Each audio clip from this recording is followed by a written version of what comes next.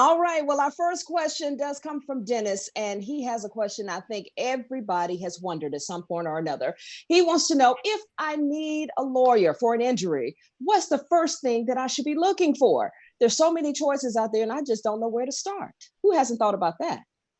Well, I mean, there are many ways to do that. We've talked about it several times on the show. I mean, everybody has somebody in their family who has used an attorney for one thing or another, whether it's a land lot line dispute, whether it's a will, a divorce, it doesn't matter.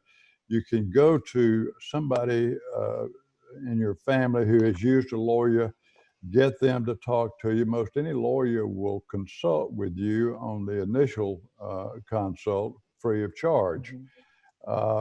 The thing not to do is to pick one on a billboard and call them just because they say it's quick and easy. Now, I have said this many times on the show, and I'm not soliciting business. We're not ambulance chasers. There are many good trial lawyers in Macon, Georgia, lawyers who are competent to handle most any kind of case that involves civil damages, whether it's a med mal or a slip and fall or an automobile wreck or product liability. But what you should do, if you don't have somebody to go to who can give you good information, and I would say get 2 or 3 names, first of all. But we prepared a paper many years ago that contains, I think, 10 or 11 questions that you should ask, and you have the right to ask any lawyer who you are considering, any lawyer who you think you might want to handle your particular case. You have the right to ask that lawyer all of these questions. How many cases have they handled this way? How many times have they gone to a jury verdict? What is the most money offered on a case when the money was inadequate and they went to a jury verdict in the face of that offer? It's like 10 questions. We will give those questions to anybody who wants them, whether they come to us or not. If they call, I'll be more than happy to mail those questions to them.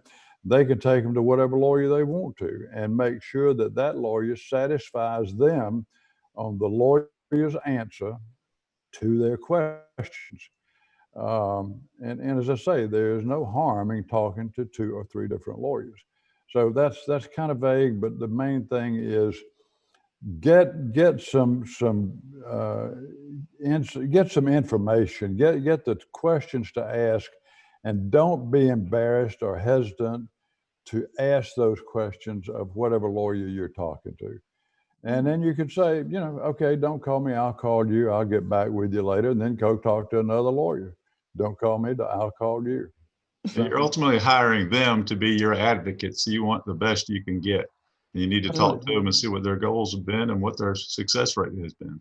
It is why the relationship between the lawyer and the client is considered a fiduciary relationship. The client is putting his trust in the lawyer to represent the client in the client's best interest, not the lawyer's best interest, but the client's best interest. Okay, well, that's good to know. That is good to know. Not way on that question, but it's a question near and dear to my heart.